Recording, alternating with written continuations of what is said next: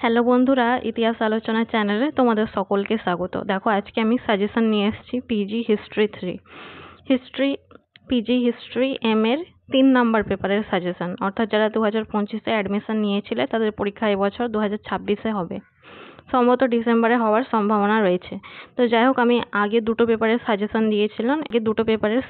দিয়েছিলাম আর আজকে আমি 3 নাম্বার পেপারের সাজেশন দেবো। তো দেখো, নেতাজি সুভাষ ওপেন ইউনিভার্সিটি থেকে যারা পড়াশোনা করছো তাদের জন্য এই ভিডিওটি খুবই গুরুত্বপূর্ণ, তো স্কিপ না করে পুরোটাই দেখবে। আর চলো শুরু করা যাক ভিডিওটি তাহলে। দেখো, বিভাগ ক, যে কোনো দুটি প্রশ্নের উত্তর দিন। প্রথমে রয়েছে ভারতের জাতীয় রাজনীতিতে গান্ধীজির আবির্ভাবের প্রেক্ষাপট বর্ণনা করো। খুবই ইম্পর্টেন্ট প্রশ্ন, এটা আসার সম্ভাবনা অনেক বেশি। তারপরে রয়েছে ভারত ছাড়ো আন্দোলনের কারণ ও বিস্তার আলোচনা করো। তারপরে রয়েছে অসহযোগ আন্দোলনের পটভূমি ব্যাখ্যা করুন ও আন্দোলনের মূল্যায়ন কিভাবে করবেন। এই 3টে কোশ্চেন খুবই ইম্পর্টেন্ট। তারপরে দেখো নেক্সট কোশ্চেন, 4 নম্বর কোশ্চেন হচ্ছে স্বাধীনতার পরবর্তী 2 দশকে ভারত পাকিস্তান সম্পর্কে মূল সমস্যাগুলি আলোচনা করো। তারপরে 5 নম্বর কোশ্চেন, মাউন্টব্যাটেন পরিকল্পনা কি, এই পরিকল্পনার মাধ্যমে ভারত কিভাবে বিভাগ করা হয়। আলিগড় আন্দোলন কি, এর কার্যাবলী উদ্দেশ্য সমূহ কি। 7 নম্বর কোশ্চেন, আইন অমান্য আন্দোলনের কারণ আলোচনা করো। এটা আলোচনা হবে, ভুল করে একটু টাইপিং মিস্টেক হয়ে গেছে। আর হ্যাঁ, এই কোশ্চেনগুলো খাতায় অবশ্যই লিখে নিও। তারপরে দেখো নেক্সট কোশ্চেন, 8 নম্বর, মন্টেগু চেমসফোর্ড শাসন সংস্কার পটভূমি ও শর্তাবলী উল্লেখ করো। 1885 থেকে 1905 খ্রিস্টাব্দ পর্যন্ত জাতীয় কংগ্রেসের কার্যাবলী বিশ্লেষণ করো। আমি যতগুলো কোশ্চেন দিয়েছি সবই ইম্পর্ট্যান্ট, সবই আসার সম্ভাবনা রয়েছে। তারপরে দুটো কোশ্চেন রিপিট হয়ে গেছে এখানে, তোমরা লক্ষ্য করেছো কি না জানি না। দেখো 8 নাম্বার কোশ্চেন আর এখানে 11 নাম্বার কোশ্চেন, এটা রিপিট হয়ে গেছে, এটা একটাই হবে। আর দেখো 10 নাম্বার কোশ্চেন, মার্ক্সবাদী ও নিম্নবর্গীয় ঐতিহাসিকরা ভারতীয় জাতীয়তাবাদ তত্ত্বের চিরাচরিত ধারণাকে কিভাবে সংশোধিত করেছেন। এরপর চলো দেখো বিভাগ ক্ষয়ের যে কোনো 3টি প্রশ্নের উত্তর দিন, মান হচ্ছে 12। প্রথম কোশ্চেন হচ্ছে ভেরি ভেরি ইম্পর্টেন্ট, ভারতীয় অর্থনীতি ও রাজনীতিতে প্রথম বিশ্বযুদ্ধের কি প্রভাব পড়েছিল। এটি যদি একটা আসে, যদি বলে ভারতীয় অর্থনীতিতে কি প্রভাব পড়েছিল, তো হতে পারে 6 নম্বরে আসতে পারে, অথবা রাজনীতিতে প্রথম বিশ্বযুদ্ধের কি প্রভাব পড়েছিল 6 নম্বরে আসতে পারে। যাই হোক, তো 2 নম্বর কোশ্চেন দেখো, স্বাধীনতার উত্তর ভারতে সামাজিক ন্যায় বিচার আন্দোলন কোন কোন ক্ষেত্রে বিকশিত হয়েছিল। এই কোশ্চেনটা খুবই ইম্পর্টেন্ট।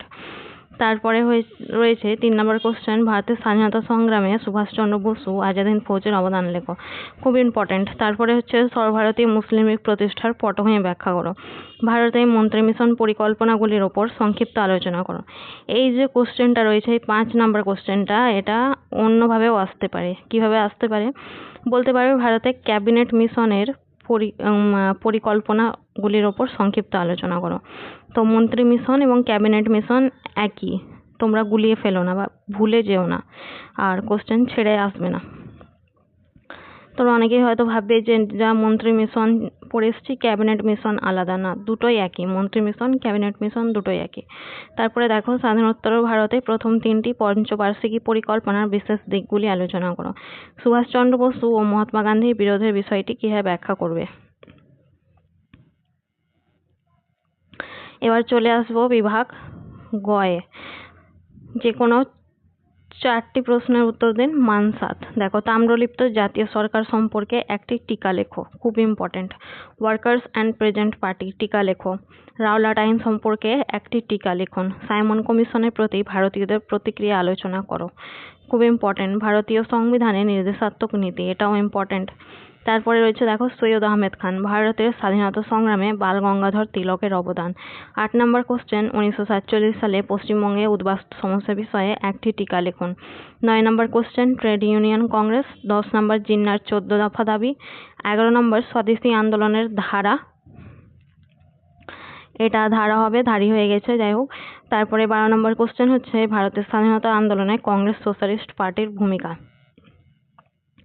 তারপরে রয়েছে দুটো, দেখো, স্যার জামশেদজি টাটা কেন বিখ্যাত এবং কাশ্মীর সমস্যা।